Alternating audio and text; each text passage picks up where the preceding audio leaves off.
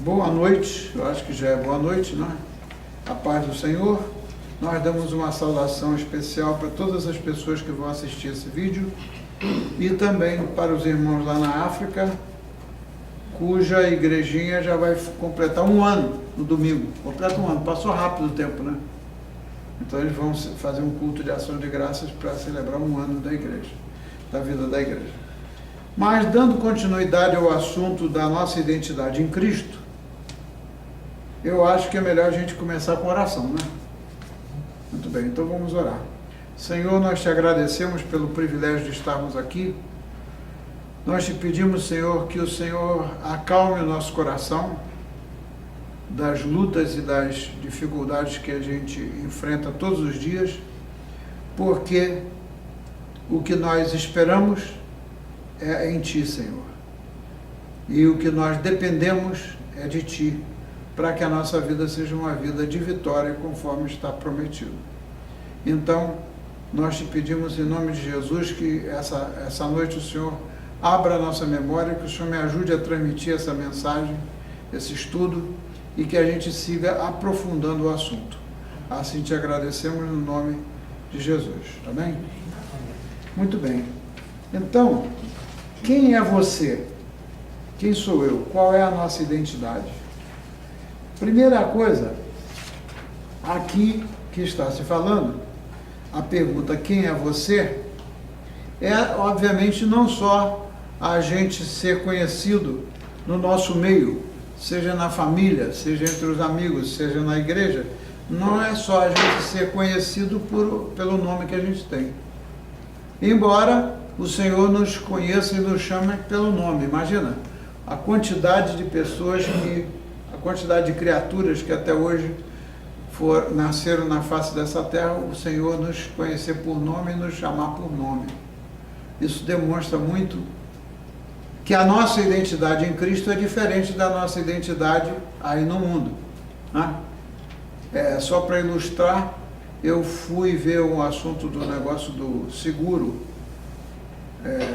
ontem, então tinha que ver lá no correio, fazer uma aplicação lá. Aí eu apresentei a minha identidade. Mas precisa de duas identidades, imagina. Eu apresentei a minha identidade, a minha driver's license, e apresentei um cartão de crédito. Serve isso aqui como uma segunda identidade? Serve. Muito bem. Aí a mulher mandou eu preencher o negócio. Depois que eu preenchi, ela olhou para os dados que eu tinha preenchido, olhou para a minha identidade, minha carteira de identidade, e disse assim: ué, o senhor escreveu aqui, não está batendo com o endereço que o senhor tem na carteira de identidade. Vê a que ponto nós chegamos, né? O seu nome está certo, agora não está batendo com o endereço da carteira de identidade. Aí eu falei: mas minha senhora, por quê? Aí eu ainda me deu o trabalho de explicar. É porque a minha carteira vai vencer em outubro, eu tenho que estar preparado para fazer a renovação. Eu não vou fazer agora, pagar uma outra taxa para tirar uma outra carteira para botar o meu endereço atual, se esse daqui é o endereço dentro do próprio estado, em outro lugar onde eu morava. A mulher foi tão grosseira comigo, esse negócio me fez tão mal. A mulher virou para mim: eu não vou lhe alugar a caixa postal agora não. Eu vou ter que investigar quem é o senhor. Vou ter que investigar quem é o senhor. Eu tive que engolir a seco, obviamente que a minha vontade era replicar, né? Mas se eu fosse falar o que veio na minha mente, o que veio no meu instinto, eu ia acabar dando um mau testemunho. Aí eu ainda tentei explicar, mas não quis saber. Vou ter que investigar quem é o senhor. Isso é maneira de você tratar uma pessoa, um ser humano? Então, a nossa identidade aqui é sujeita até mesmo a alguém dizer para você: olha, eu vou investigar quem você é. A vontade que eu tive, obviamente que eu não abri, era eu dizer para ela: a minha cara parece com a de algum bandido aí que vocês estão procurando. É triste, né? Há maneiras de se falar, né? A gente pode falar alguma coisa, qualquer coisa, mas sem... Bom, aí depois eu conto o resto da novela. O fato é que isso daí é a diferença do conceito de identidade entre o mundo e o nosso conceito, o conceito de Deus, da nossa identidade em Cristo Jesus. Você vê que é uma diferença. Ele nos chama pelo nome, ele nos conhece pelo nome, ele conhece a gente desde o tempo que a gente estava no ventre da nossa mãe. E Jesus Cristo nunca, certamente nunca, chegou para alguém para dizer que ia ter que investigar para ver quem eu era. É muito bom a gente ser um filho ou uma filha de Deus, porque essas coisas não acontecem no reino de Deus, né? Então, aqui o autor desse ato diz o seguinte: o próprio apóstolo Paulo, ele nas cartas dele, ele foi muito claro em definir a identidade espiritual dele. O que ele falou?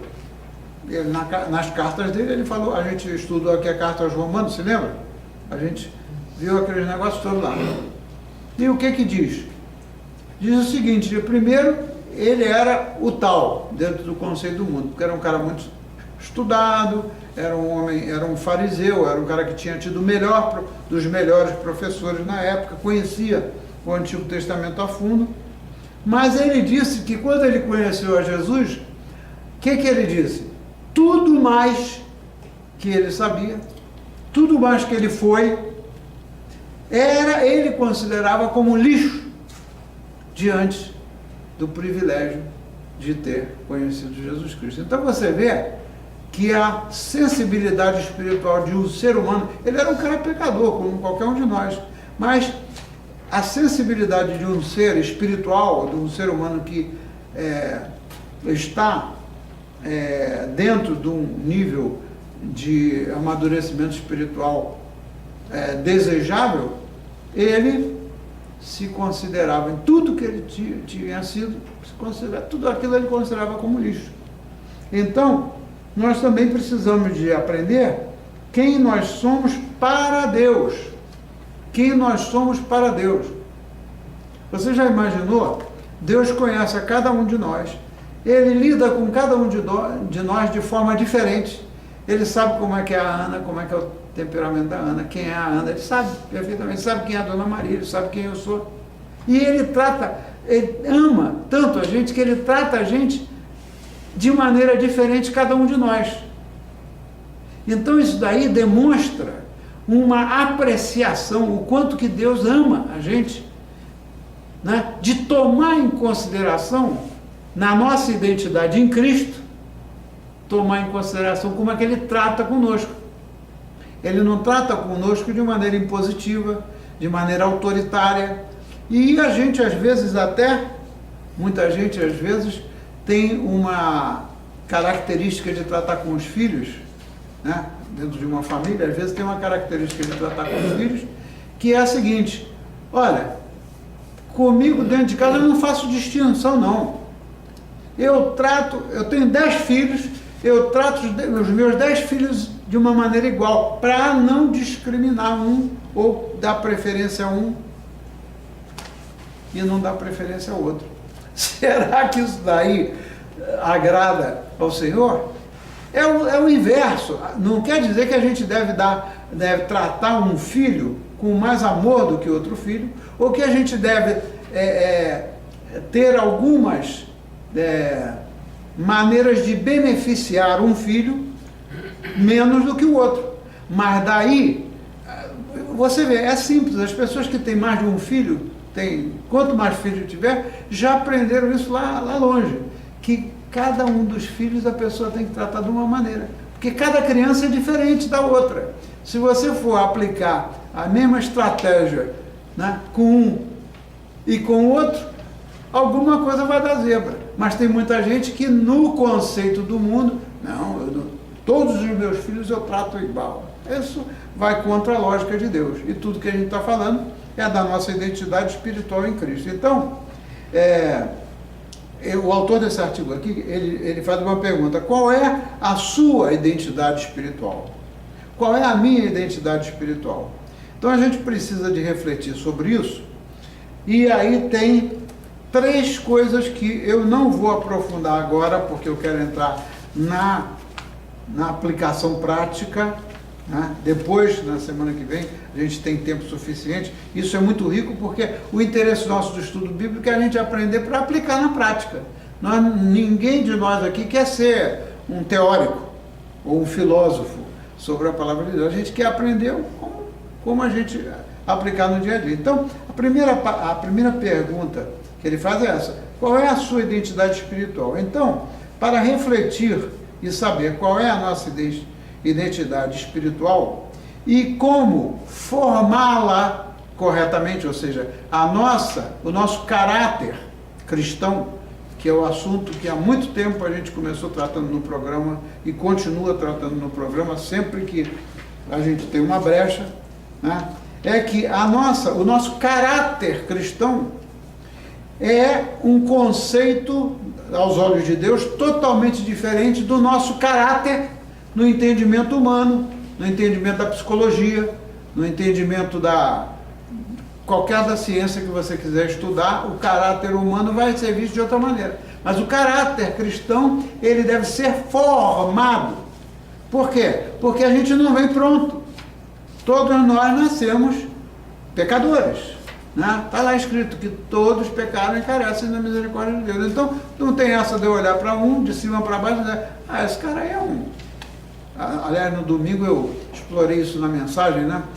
O conceito de pobre de espírito, né? O conceito pejorativo que muita gente trata, esse cara é um pobre de espírito. O conceito no Sermão da Montanha de quem é pobre de espírito é outra coisa muito diferente que a gente explorou. Então veja, aí a primeira reflexão diz aqui o autor o seguinte: você é conforme o lugar ou o meio em que você anda.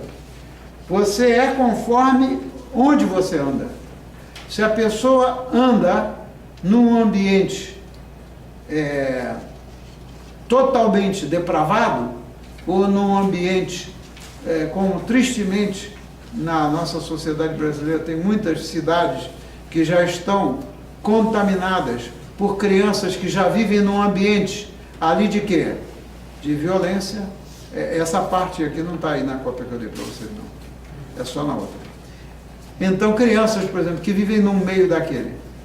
Então, ele reflete a partir disso. Você é conforme onde você anda.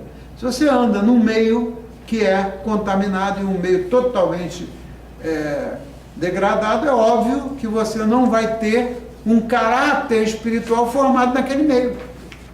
Não é isso mesmo? Então, aqui ele remete lá para o Salmo 1, versículo 1, que diz o seguinte: bem-aventurado o homem que não anda ao conselho dos ímpios. Vê?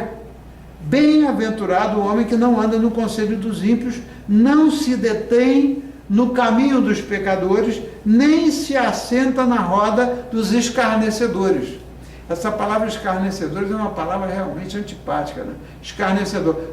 Isso a gente vê muito lá no Brasil. Aqui eu não convivo muito na rua, eu não sei, mas lá no Brasil, onde a gente conviveu anos e anos e anos, a roda dos escarnecedores. O que é a roda dos escarnecedores? São aqueles caras que ficam ali reunidos, né? Tomando uma, tomando outra, ou até jogando. Nas praças tem aquele negócio de jogo, não sei o quê. Aí, de repente, passa uma pessoa que não se assemelha, ou que a eles parece estranha uma pessoa, ou seja, por causa da vestimenta, ou não importa por quê, ou aparência, não importa o porquê. Aí eles vão fazer o quê? Vão debochar. Não aconteceu nunca isso com vocês, não? De vocês passarem num lugar, né, e alguém olhar e fazer comentário com o outro. Isso é a roda dos escarnecedores, olhar para um ser humano, né, e debochar. Isso é uma coisa triste, mas é o que está escrito aqui: bem-aventurado o homem que não anda no conselho dos ímpios, ou seja, não segue o conselho dos ímpios, né, não se detém no caminho dos pecadores, ou seja, se ele se aliar a um pecador inveterado, ele pode ser um pecadorzinho, mas qual vai ser a tendência? Dele assimilar e virar até um competidor do outro, né, que é um pecador inveterado. Não está falando de ninguém perfeito, não é esse o ponto. O ponto é a influência. e nem se assenta na roda dos escarnecedores. Então, a personalidade de uma pessoa é formada no ambiente em que vive e com as pessoas com quem convive. Por isso, não, diz lá em 1 Coríntios 15, 33, nós não estamos inventando nada de novo, nós estamos indo sempre baseados na Bíblia. Por isso, diz lá em 1 Coríntios 15, 33 o seguinte: não vos enganeis, não vos enganeis, as más conversações corrompem os bons costumes. Se você só andar na roda dos malandros, dos caras que têm uma conversação chula, aquelas rodas de malandragem, o que vai acontecer? Né? Essas más conversações corrompem os bons costumes. Pode ter sido até uma pessoa criada numa família educada, mas se meter num ambiente daqueles, vai corromper os bons costumes que ele tem. Está lá.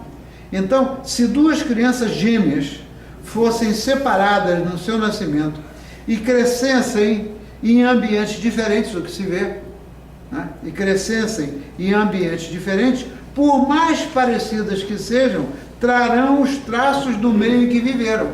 Então tem lá duas crianças gêmeas. Um foi criado, não importa a razão, porque foi criado por um parente em outra família. E o outro foi criado na própria família, ou então em famílias diferentes. É óbvio que vai crescer em ambientes diferentes, por conseguinte, não vão ser, ainda que sejam gêmeos, não vão estar dentro do mesmo ponto de vista acerca dos valores da vida, não é isso?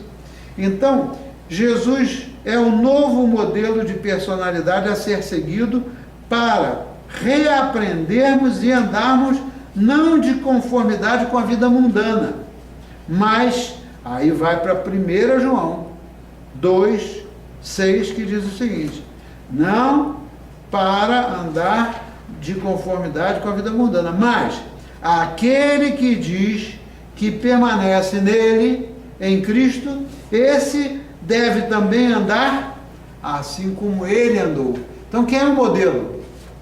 Suponha que o meu pai fosse um cara extraordinário, a minha mãe fosse uma mulher extraordinária, que me amassem de uma maneira extraordinária.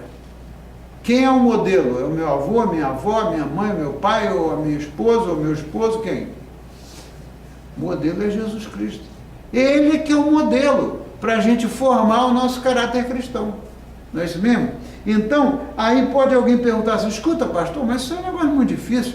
Você está me dizendo que eu devo ser igual a Jesus Cristo? Não estou dizendo que você e eu devamos ser iguais a Jesus Cristo, mas deveremos ser, como está escrito, imitadores de Cristo. A gente, aos pouquinhos, a gente vai absorvendo aquilo que Ele espera que a gente faça, e aí a gente ser transformado pelo poder do Espírito Santo de Deus, né?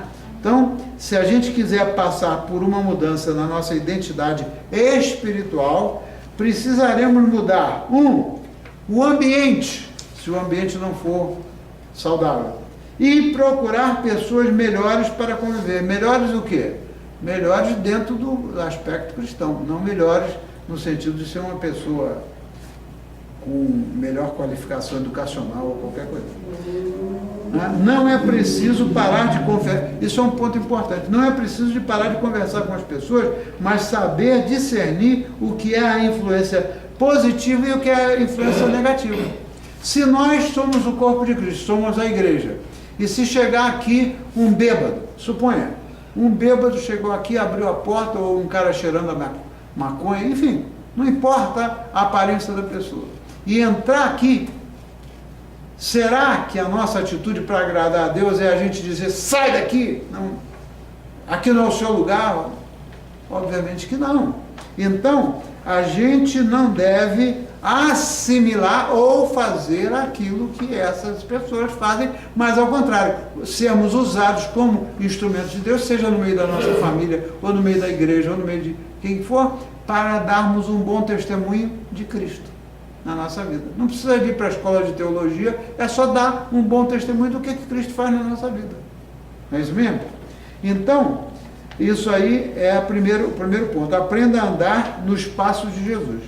O segundo é, você é o que você vê. Os nossos olhos assimilam aquilo que a gente vê, né?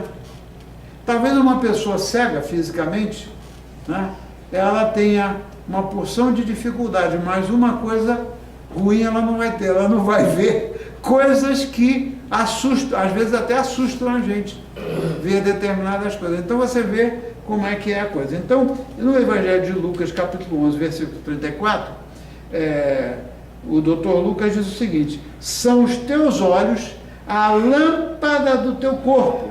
Se os teus olhos forem bons, todo o teu corpo será luminoso, mas se forem maus, o teu corpo ficará em trevas. Ou seja, se a maneira como a gente vê as coisas e internaliza as coisas mais que a gente vê, né, pode gerar atitudes nossas que sejam atitudes de uma pessoa iluminada, uma pessoa espiritualmente abençoada, ou de uma pessoa que é má. Muito bem. Então, o que vemos, ou a maneira, não é só o que vemos, ou a maneira que enxergamos as coisas, também moldam muito do que nos tornamos. Às vezes não é nem a maneira de ver, porque nós aqui temos esse grupinho bom hoje, graças a Deus. Se a gente sair ali fora e ver uma situação qualquer que nos chame a atenção, cada um de nós vai ver a mesma coisa, porém, será que todos nós vamos interpretar da mesma maneira aquilo que a gente está vendo com os nossos olhos? Não. Um pode interpretar e reagir de uma forma, o outro pode interpretar de uma outra forma. A gente pode ser instrumento de bênçãos, como a gente pode ser instrumento de maldição em cima das pessoas, né?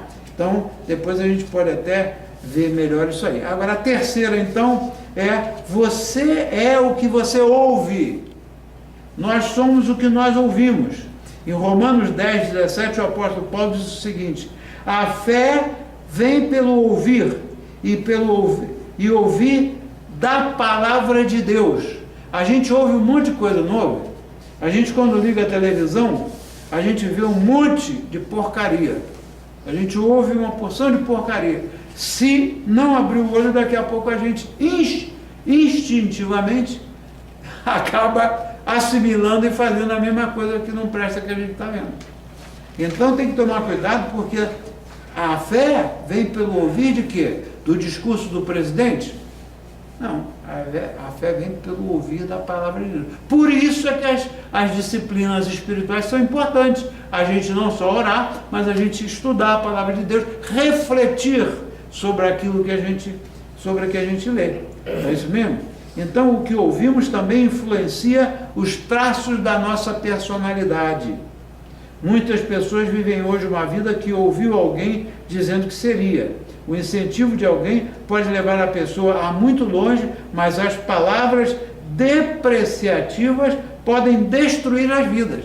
Você já imaginou a pessoa que só tem, que aliás isso é uma doença da alma, que reflete na boca, porque vem na alma, né, vem do coração, a gente fala do que o nosso coração está o quê? Do que o nosso coração está cheio. Então há pessoas que só abrem a boca para falar coisas que não são agradáveis primeiramente a Deus e segundo para os outros. Então, o incentivo de alguém pode levar as pessoas muito longe, mas as palavras depreciativas podem destruir uma pessoa. Se você observar, aí é que é importante a gente observar as coisas, né? Não é só a gente aprender e não refletir. O observar é muito importante. Às vezes, você vê uma pessoa que já é adulta, ou até uma pessoa ainda um adolescente, né, que dentro de casa só ouviu palavras depreciativas. Meu filho, você é um burro, será que você ainda não viu que isso aqui é fácil para você? Meu filho, você é gordo. Meu filho, você aí... Palavras depreciativas, palavras de desdém, palavras de como é que se diz? Não aprendeu o inglês e esqueceu o português. Qual é um outro sinônimo aí que a gente pode falar? palavras que não elevam a pessoa. Então, uma criança ou um jovenzinho desse que vai viver nesse meio, quando crescer, imagina quantas feridas essa pessoa vai ter na alma pela maneira como foi tratada. Isso é uma coisa muito séria, não é isso mesmo? Então, uma pessoa orgulhosa, por exemplo, não consegue ouvir os outros achando que sabe tudo, mas acaba fracassando. Por isso, aí vai lá para os Provérbios 19 e 20. O que é que diz lá? Por isso, ouve o conselho e recebe a instrução para que sejas sábio nos teus dias por vir. A sabedoria você vai adquirindo nos seus dias que virão adiante. Então Jesus ensinou, está escrito lá em João 8,47. Jesus ensinou que quem é de Deus ouve as palavras de Deus. Por isso, não me dais ouvidos, porque não sois de Deus. Jesus falou isso lá. Tinha gente que queria ouvi-lo, que o seguia, mas tinha gente que debochava dele. Não tinha lá os fariseus, aqueles caras lá que só viviam querendo pegar ele em alguma contradição, né? Então, ele diz aqui, por isso não me dais ouvidos, porque não sois de Deus. Precisamos ouvir a palavra e praticar para que a nossa vida não desmorone em tempestades. Jesus também disse, conforme em Lucas 6,45, o homem bom, do bom tesouro do coração tira o bem. O homem bom, do bom tesouro do coração tira o bem. Não tem um ditado que a gente diz lá no Brasil, essa pessoa tem bom coração. Isso é um sinônimo de dizer que a pessoa é boa, né? Que só expressa coisa boa. Então, precisamos ouvir a palavra e praticar para que nossa vida não desmorone em tempestades. Então, ele aqui diz o seguinte, se você ouvir muitas reclamações e críticas e não souber diferenciar a motivação delas, corre também o risco de se tornar um murmurador. Murmuração é uma coisa terrível. A murmuração é o resultado daquilo que a pessoa vive, né? Em termos de críticas, etc, etc. Porém, se você buscar informações sadias e ouvir coisas boas, também logo seu coração transbordará de edificação para quem te ouve. Que coisa mais linda do que a gente ouvir de uma outra pessoa as coisas que possam ser aproveitáveis e que possam ser de bênção. Então devemos aprender a ouvir as coisas que edificam e não qualquer coisa. Muito bem. Aí com isso foi uma sequência da introdução do Sermão do Monte pelo seguinte, porque lá diz que Jesus Cristo ali, ele fala das bem-aventuranças. Cada um daqueles versículos trata das bem-aventuranças. O que é uma pessoa bem-aventurada? Dentro lá do mesmo pacote. Então, seguindo o assunto da nossa identidade em Jesus Cristo, quando Deus nos chama e nós aceitamos Jesus Cristo como nosso Senhor e Salvador, o que é esperado de nós como cristãos? Quem é que dá uma opinião aí? Quando nós verdadeiramente aceitamos a Jesus como nosso Senhor e Salvador, porque o Espírito Santo tocou a nossa mente, abriu a nossa mente, e a gente de coração e com a mente lúcida, a gente aceita Jesus Cristo como Senhor e Salvador, né? O que é esperado de nós como cristãos? Aí poderia voltar lá para aquelas perguntas. O que é esperado de nós como cristãos? Será que nós andamos conforme a vontade de Deus? Será que nós vemos o que é para nos edificar? Será que nós ouvimos aquilo que é para edificar? Então, o que é esperado de nós como cristãos? Aí ele lista aqui algumas passagens que eu não estou com elas transcritas, mas a gente pode ver na Bíblia. A primeira delas é o seguinte: espera-se que sejamos novas criaturas. Novas criaturas. Novas criaturas. 2 Coríntios 5,17. novas criaturas. Você tem a sua Bíblia, 2 Coríntios, né? 2 Coríntios 5,17.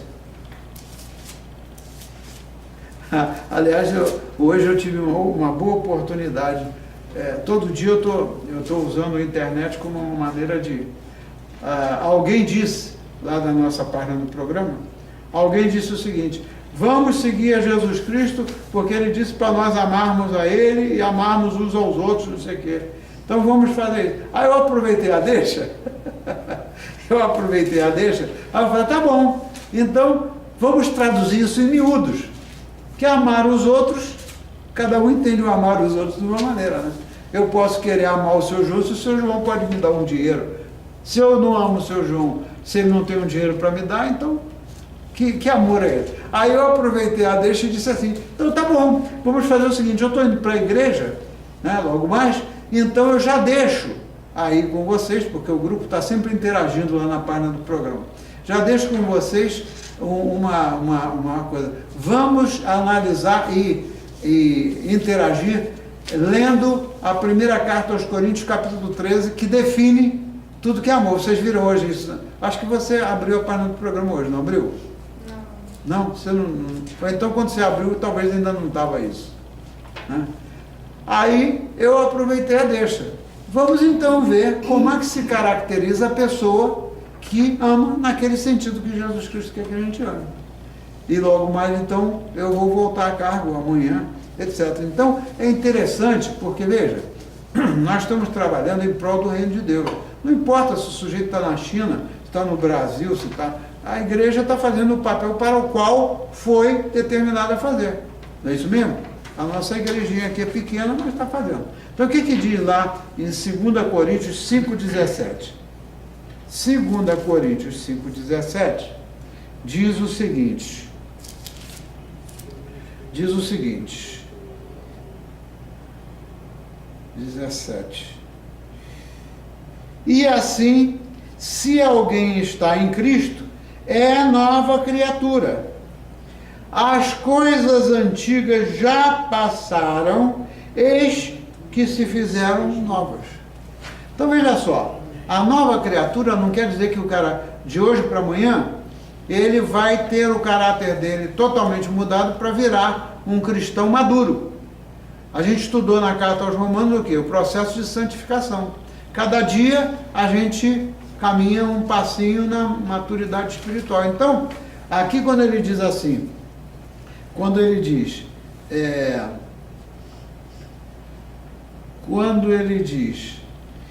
as coisas antigas já passaram, eis que se fizeram novas, isso quer dizer o seguinte: se nós de fato estamos abertos a deixar o Espírito Santo trabalhar na nossa vida, aquelas coisas antigas, como aquelas coisas, por exemplo, que a gente pregou sobre o assunto aqui, e falamos também no estudo bíblico da semana passada, a raiva. É suposto que uma nova criatura é suposto que uma nova criatura vai ficar alimentando aquele hábito raivoso que tinha?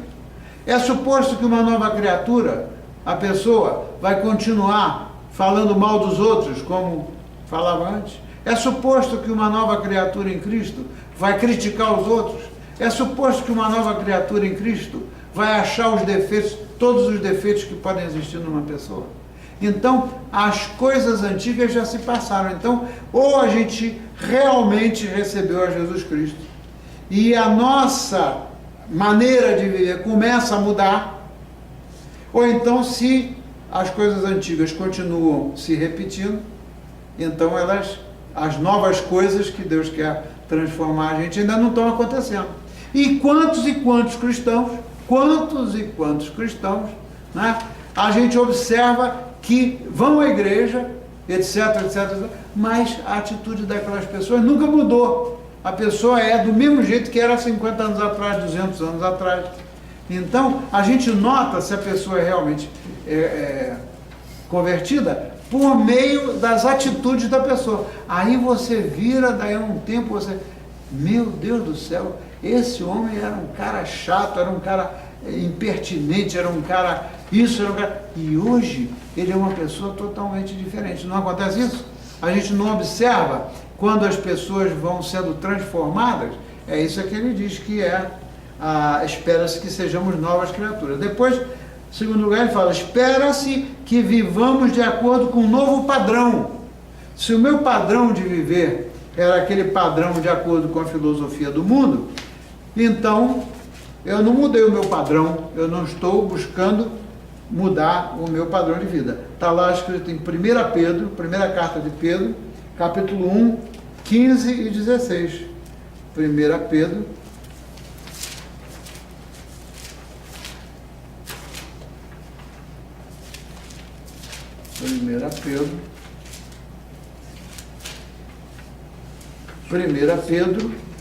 capítulo número 1, versículos 15 e 16. O que está escrito lá? O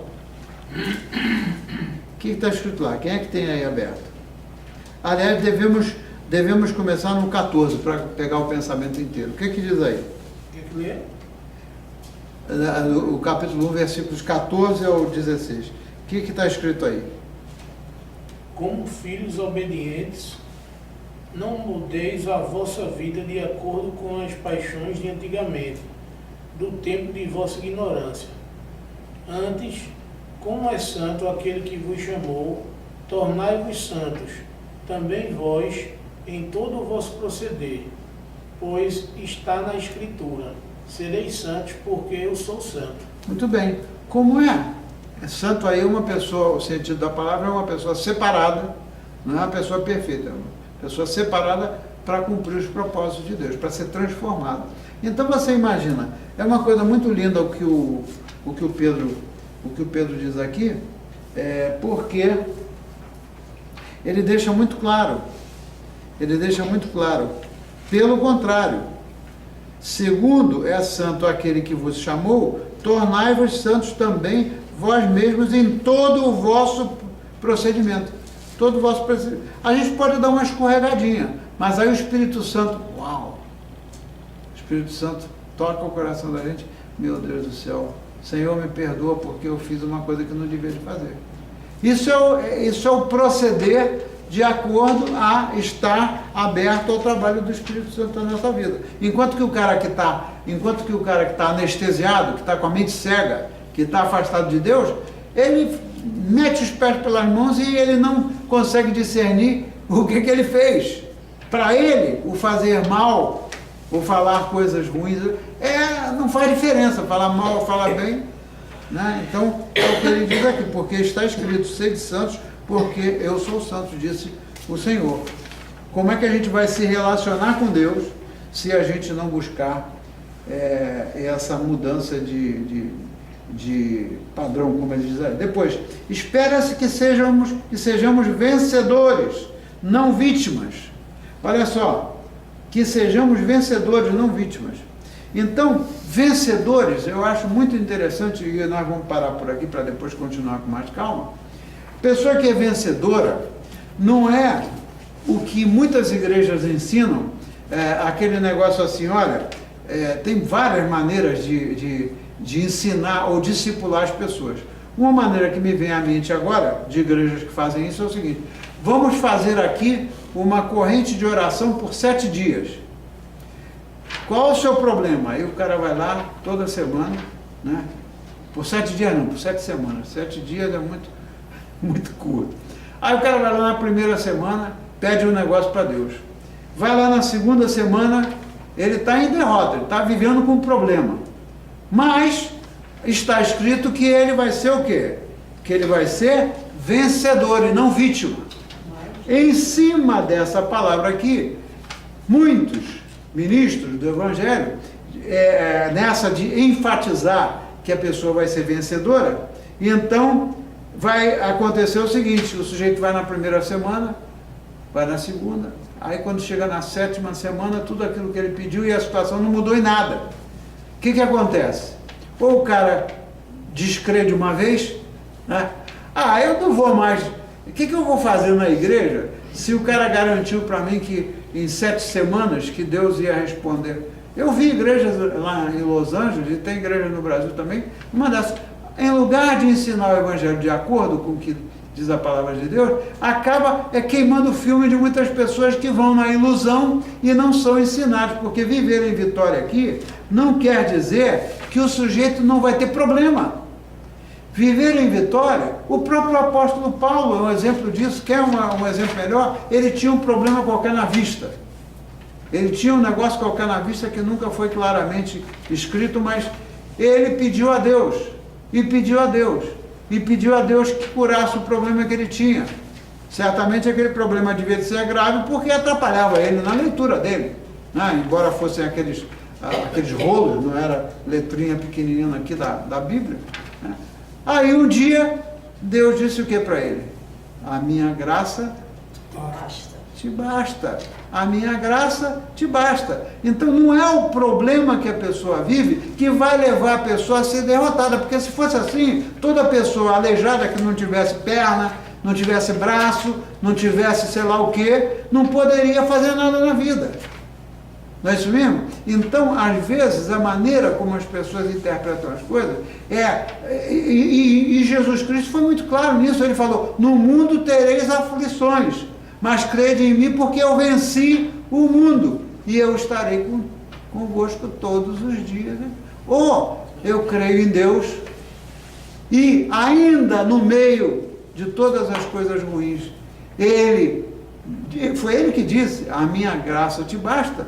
Então, ou eu creio que a graça dele me basta, ou eu simplesmente vou viver como vítima. Não é isso que ele quer. Ele não quer que a gente viva como vítima. Então, para encerrar, vamos ver Lucas 10, 19 e Romanos 8, 37. Lucas 10, 19. Mas quando a gente está em aflição, a gente treme, não treme? 10, 19. Aqui já está aberto Lucas 10, 19. Quer abrir Romanos? Pois é, o que diz aí? É o Lucas 10, versículo 19. O que diz? Eis que vos dou poder para pisar serpentes e escorpiões, e toda a força do inimigo, e nada vos fará dano algum. Olha só, olha que promessa, hein? O dia que a gente estiver numa situação complicada, né, e até debaixo de perseguição ou de coisa horrível que possa estar passando na vida da pessoa, né? Aliás, vamos ler o 17, que aí dá a ideia completa. No 17 ele disse assim, então regressaram os 70, que eram os chamados que Jesus treinou. Voltaram os 70 possuídos de alegria, dizendo, olha o que eles disseram, Senhor, os próprios demônios se nos submetem pelo teu nome. Qual é a chave principal?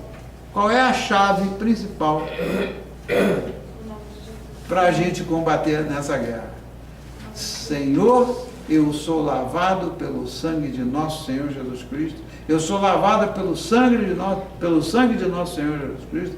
Senhor, está escrito que o Senhor é que pode reprimir a Satanás. Então, Senhor, não sou eu que vou pegar, né? Porque Satanás existe, ele é real, ele é não sei nem qual é a pior qualificação que a gente pode dar para ele. A gente sabe que ele não é uma figura de ficção, ele é real. A gente sabe disso quando ele pressiona em cima da gente, né? Muito bem, mas acontece que ele não tem direito de tocar a gente porque nós somos lavados pelo sangue de Jesus.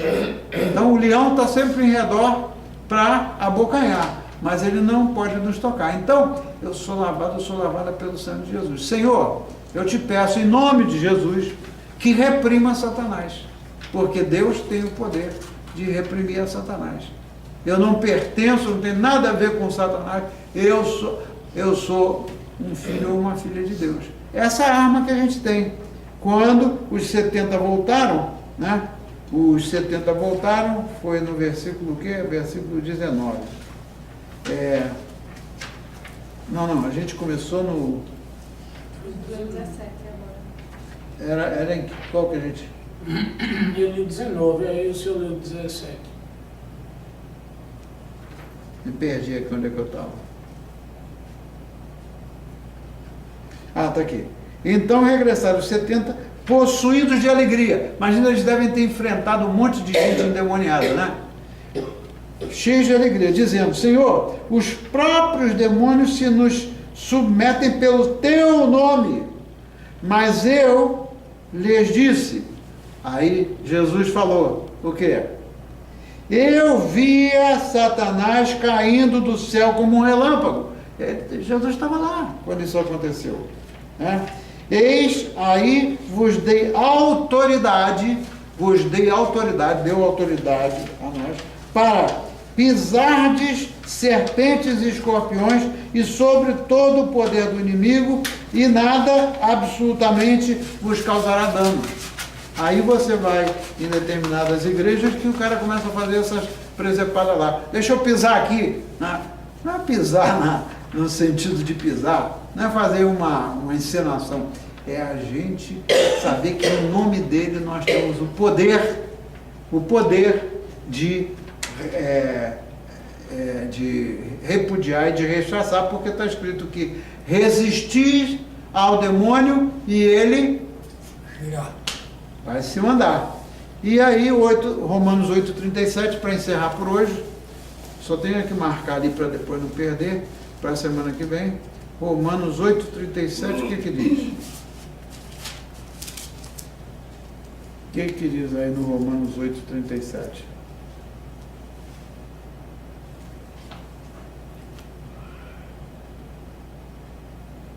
Mas em tudo isso somos mais que vencedores, graças àquele que nos amou. Exatamente. Nessa tradução aqui diz: em todas essas coisas, porém, somos mais que vencedores, por meio de quem? Porque eu sou forte? Por meio daquele que Nos amou.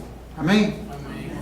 Então eu queria pedir a vocês que comecem a oração, cada um orar, interceder pelo que é necessário, e aí no final eu encerro intercedendo pela igreja em geral. Tá bom?